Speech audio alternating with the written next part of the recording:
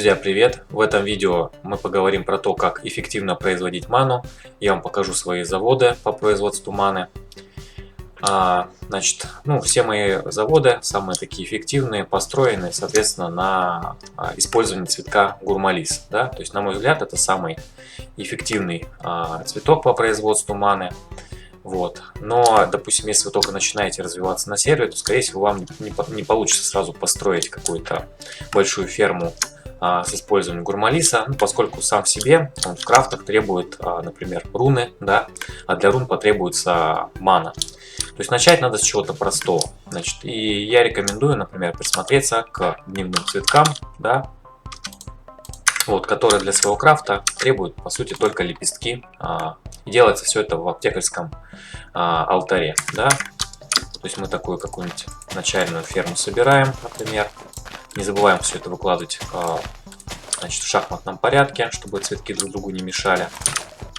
Вот. Ну и, соответственно, начинаем производить какую-то начальную ману постепенно.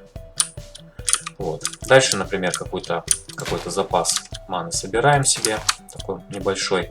И можно уже перейти к цветкам посерьезнее. Вот, а цветки посерьезнее это будет пламя края. Тоже достаточно хороший, эффективный цветок. Вот, я тут рассмотрел два варианта. Я бы не назвал, конечно, это заводами, это скорее просто такой вариант автоматизации, да, подачи ресурсов. Вот здесь вот я делал, давайте дуб подкину. То есть пламя края, как мы в прошлых видео говорили, да, производит ману, используя какие-нибудь горючие материалы. Это может быть, например, дерево, это может быть уголь, это может быть еще лава. Вот. И на мой взгляд, проще всего, допустим, этим цветкам подавать, например, дуб, который можно с ферм добывать, да, или уголь, который можно также в шахте в огромном количестве производить, или там, например, опять же из того же дуба, например, делать древесный уголь. Вот.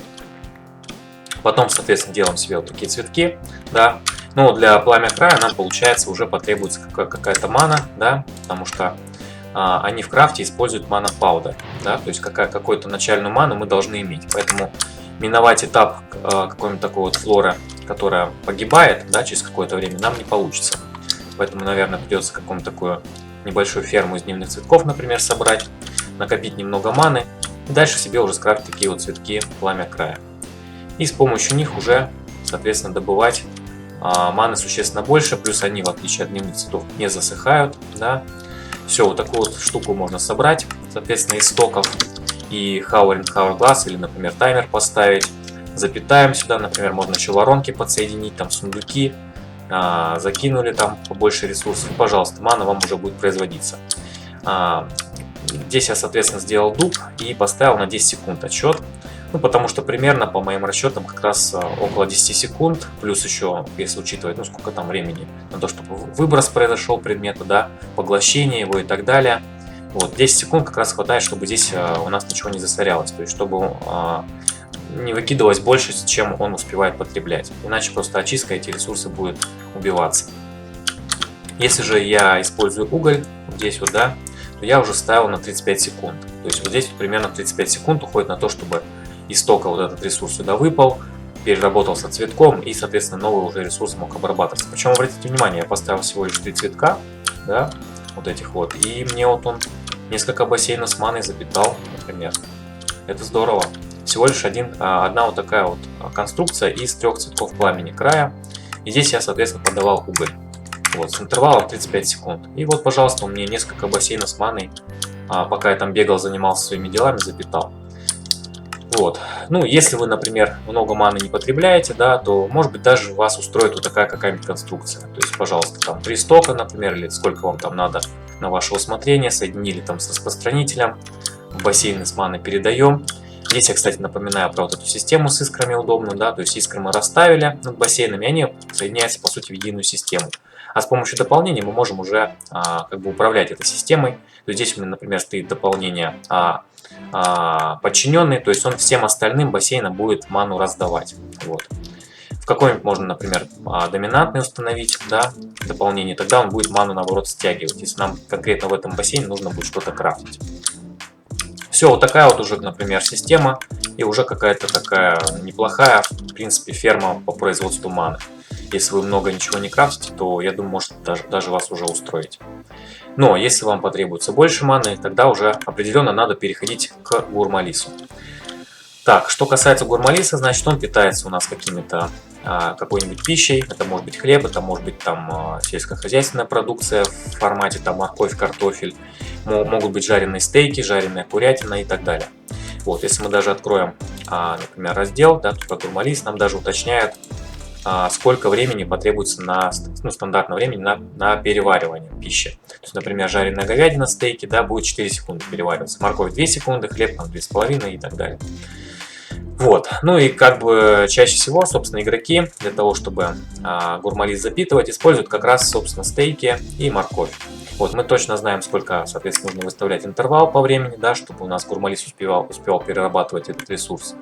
Вот, плюс, как правило, стейки и морковь достаточно просто получать, то есть с помощью ферм там или спаунеров, что я далее продемонстрирую. Начинать, опять же, можно с какой-нибудь такой примитивной конструкции в формате там 3 стока поставили, накидали, например, там морковки или стейков, да, с сундуками подсоединили, и, пожалуйста, вам уже там, соответственно, будет какое-то количество маны приличное производиться. Вот. Ну, дальше, конечно, нам бы уже интереснее было бы задуматься об автоматизации, собственно, производства вот тех ресурсов, которые являются топливом для Гурмалиса, да.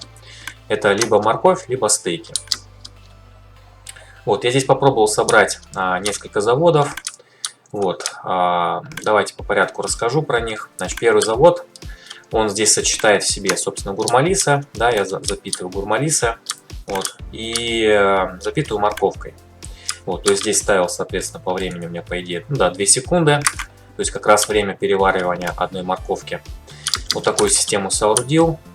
Вот, и так вот у меня, давайте сейчас включим, он сейчас работает. Ну, здесь, соответственно, сейчас объясню следующая логика. Это, соответственно, здесь используется Thermal Expansion. И идея здесь следующая. Значит, мы запитываем морковкой. Вот, а морковку я произвожу, соответственно, в фитогенном светильнике. Так, сейчас давайте я попробую здесь удобрение запитать. Так, там для удобрения, соответственно, не хватает. Здесь, наверное, у меня забилось. Да, вот песком забилось. Ну, вот эту ферму я как бы видел и у других игроков на сервере, соответственно, как бы кому-то удавалось какую-то эффективную систему соорудить. Но, на мой взгляд, это достаточно все громоздко, поэтому, ну, я покажу просто для инфо, но, как бы, мне кажется, например, ту же самую ферму на морковках можно соорудить просто, например, в Таункрафте. Я думаю, когда я доберусь до Таункрафта, я, соответственно, покажу вам, как делать ферму морковки, когда там голем бегает, собирает ее. Можно, конечно же, попробовать еще морковку добывать с помощью сборщиков в моде Industrial Craft 2, тоже какую-нибудь ферму себе собрать, но там достаточно медленно производится, поэтому либо какой-то такой вариант, да, со фитогенными светильниками, либо все-таки Таункрафт, где там големы бегают, собирает и светильники роста выращивают быстро морковку. Так, давайте проверим, производится у нас, мне нужно удобрение в системе. Так, сейчас давайте буду рассказывать, соответственно, про принцип, который в этой конструкции используется. Ну, здесь логика такая. Значит, я использую для производства морковки фитогенный светильник. Вот. Мы, значит, морковь вот эту можем с помощью фитогенного светильника размножать. Вот. Значит, из одной морковки можно делать сразу 9 штук, если мы будем подпитывать нашу систему богатым удобрением. Для богатого удобрения нам потребуется, ну, тут разные варианты крафта, я использую такой вот крафт. То есть нужно, значит, измельченный древесный уголь использовать, селитру и обогащенный шлак. И дальше в системе у меня все, собственно, все это производится вот, с нуля. То есть для производства дерева я использую ферму Ender.io, она мне добывает дерево, поставляет в систему. Дальше, соответственно, с помощью печки обычной из Industrial Craft 2, да, я, соответственно, дерево превращаю в древесный уголь. Вот, один из ресурсов у меня для производства удобрения есть. Значит, дальше для вот этого богатого удобрения мне потребуется селитра. Так, а селитра, значит, тоже несколько вариантов для крафта. Но я использую, соответственно, дробление в измельчителе песчаника. Вот. То есть у меня вот здесь вот есть. Так, да, я вспомнил, соответственно, для того, чтобы производить селитру, я использую не дробилку уже из Industrial Craft, а использую измельчитель. То есть в измельчитель я подаю песчаник, и из него, соответственно, получаю селитру. Ну и песок. Обратно в систему возвращается, и все, мы так крутим дальше. Так, все, соответственно, вот у нас есть селитра, есть у нас измельченный древесный уголь. Теперь нужно еще нам обогащенный шлак производить. А для этого нам потребуется индукционная плавильня. И тут опять же несколько вариантов крафтов. Самый удачный, на мой взгляд, это, собственно, использовать в индукционной плавильне песок и часы. Значит, почему часы золотые? Потому что, смотрите, на их крафт нам потребуется 4 золота, да, и, собственно, красная пыль. Вот. Соответственно, когда мы часы вот эти золотые подробим, точнее в индукционной плавильне переплавим, мы назад получаем 4 золотых слитка, то есть они у нас, получается, не расходуемый материал. Вот. И с 10% шансом получаем обогащенный шлак. Ну, то есть, грубо говоря, на 10 таких вот крафтов нам примерно один обогащенный шлак будет получаться. Вот. И в систему возвращается золото. Дальше я, соответственно, опять же из золота и красной пыли тут крафчу обратно часы. И вот такой у меня замкнутый цикл. Ну, к сожалению, получается, красная пыль у меня будет расходным материалом, да, то есть нам придется в систему откуда-то ее подавать. Вот. Ну, что-то типа, например, например, спаунера ведьм потребуется или как-то по-другому красную пыль генерировать. Но на самом деле здесь фишка в том, что, видите, соответственно, из одного такого крафта получается аж целых 32 удобрения. Поэтому, ну, в принципе, если у вас нет проблем с такими ресурсами, то это достаточно выгодно получается. Все, соответственно, я обогащенный шлак произвожу. Где-то здесь, да, у меня идет. Так, плавильня, вот у меня, да, я уже показывал. Тут сейчас песок, если подадим. Все, вот у нас пошло здесь производство в индукционной плавильне. Собственно, так.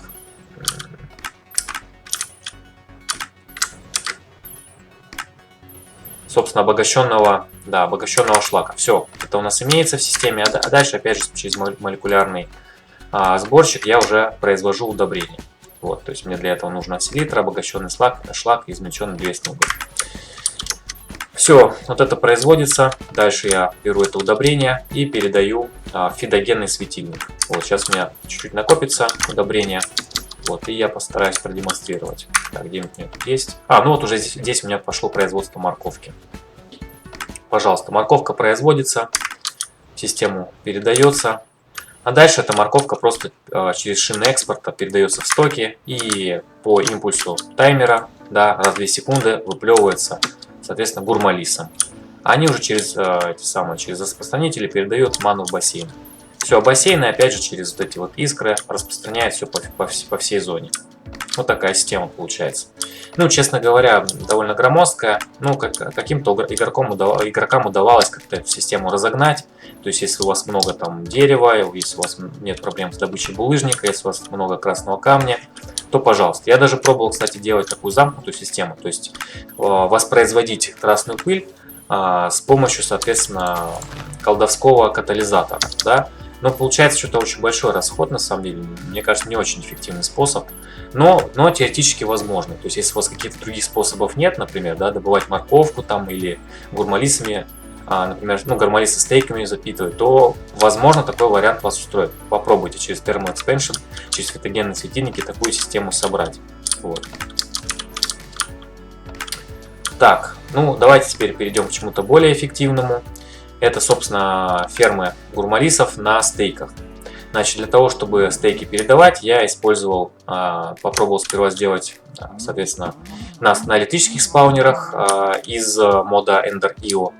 И, в принципе, неплохо получается. То есть я вот пару спаунеров поставил, просто в систему эти стейки забираю. И еще их прожариваю, потому что именно прожаренные стейки дают больше выхода маны. Все, дальше просто передаю эти, соответственно, стейки гурмалисам. И раз в 4 секунды их подаю. Только здесь я не совсем удачно собрал систему в плане того, что лучше все-таки какой-то диапазон, какое-то расстояние между гурмалисами сохранять, хотя бы один блок. Вот. Здесь я так собрал тестово, в принципе. Тоже работает система, пока вот я бегал делами, занимался, посмотрите, сколько мне уже маны дало. Причем, обратите внимание, я здесь использую Fabulous Mana Pool, да. В одном из прошлых видео я говорил, что мне кажется, что, я сказал, что по объему бассейн маны Fabulous и обычные равны, но на самом деле это не так. Как оказалось, там мне в комментариях написали, да, что вот этот Fables Mana Pool на самом деле гораздо больше маны хранит, и это правда. Поэтому прошу прощения за эту оговорку. Если как бы хотите больше хранить маны, обязательно крафтите вот такие вот Fables Mana Pool. Причем даже давайте я продемонстрирую эту разницу. Сейчас возьмем, наверное, искру. Так, у нас тут много маны накопилось как раз. Так, и давайте, значит, дополнение доминантный поставим. Так, раз. Он сразу наполнен, даже не потребовалось. Но если вот так поставлю, он прям всю будет сюда ману стягивать. Все. Так, давайте просто продемонстрирую. Например, возьму себе планшет маны. Так, раз, два. И просто вот кину. Так, давайте я тебя отсоединю, наверное, сейчас. Чтобы они больше не подпитывать, чтобы просто разницу понять. Так, еще раз. У меня дополнение вышло. Так, сейчас я эти выскочу.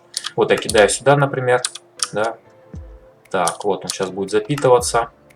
И кроме того, значит, я еще вот не мог понять в прошлых видео, как вот эта штука пользуется. Мне тоже подсказали, что вот эта штука, она именно ускоряет, соответственно, вот эти вот бассейны с маной. То есть Mana Tide Bellows лучше ставить как раз в бассейн. Давайте тоже возьмем себе Mana Tide Bellows. Так, сейчас я тогда переключаю в режим наполнения. Все. Ну, даже только так быстро, в принципе, это сделал. Я потом про вот эти еще расскажу штуки, когда там попробую землекрушитель наполнять. Так. И кидаем сюда. Так, что-то у меня... Блин, у меня инвентарь уже забит. Сейчас, наверное, почищу все-таки его. Бассейн с маной. Сейчас еще раз его запитаю.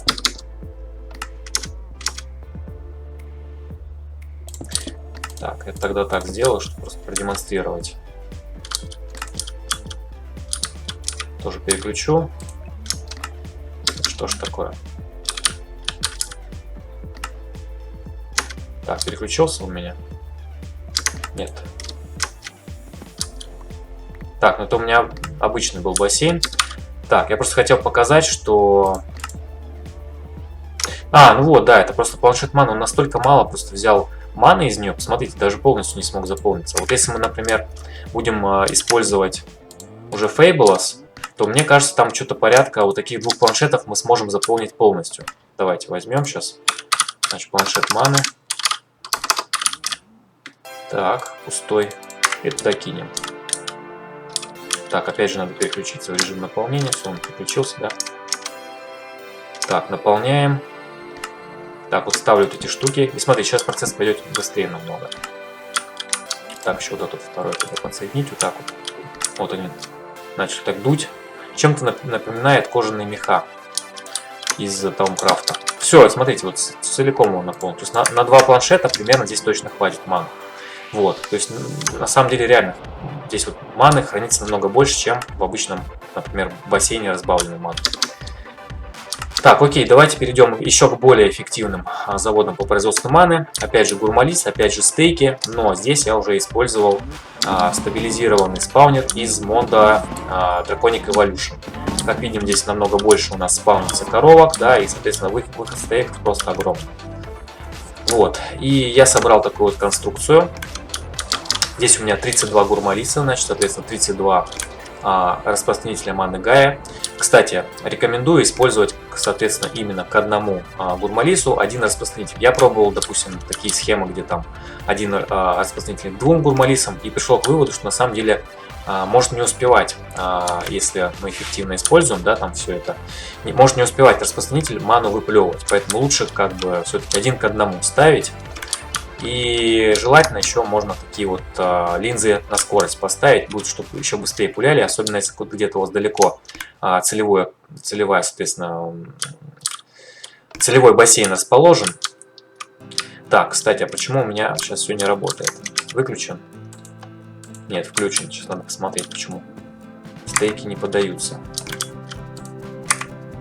Так, ну да, я тут отключал, я там, видимо, туда хотел уже на другую переключиться. Я там другую конструкцию собрал, потом поясню, в чем разница. Значит, так, плотный кабель давайте запитаем. Просто хочу показать, как он будет работать сейчас. Так, сейчас у меня будут стейки поступать, соответственно, сюда через шины экспорта. Все. Вот они подаются.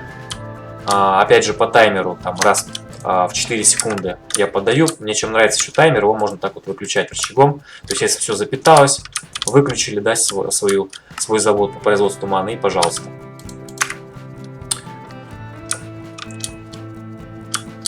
Так, ну вот все, производство маны пошло.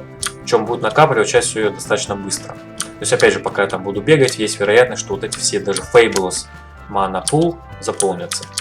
Ну и опять я тут такую же логику использую. То есть я поставил 4 бассейна, они мне являются как просто такими базовыми передатчиками маны. То есть они просто от распространителя ее забирают.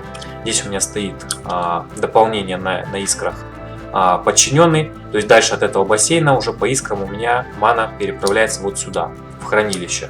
Здесь у меня уже несколько штук их. Количество, кстати, не случайно. Я тут 32 примерно ставил бассейна. Это как раз ограничение на том сервере, которым я играю. Вот. То есть здесь у меня как бы вот хранилище такое. Сюда у меня первично поступает мана. Отсюда распространяется вот сюда по искрам. И тут у меня уже какие-то бассейны с потребителями. То есть могут быть какие-нибудь катализаторы там стоять. Могут там, не знаю, какие-то заводы. Кстати, про автоматизацию я вот в следующем видео собираюсь рассказать. И, соответственно, в таких вот бассейнах я уже ставлю дополнение доминантный, чтобы они ману сюда стягивали. Все, вот мана производится. Так, должна распределяться постепенно между, соответственно, вот этими бассейнами.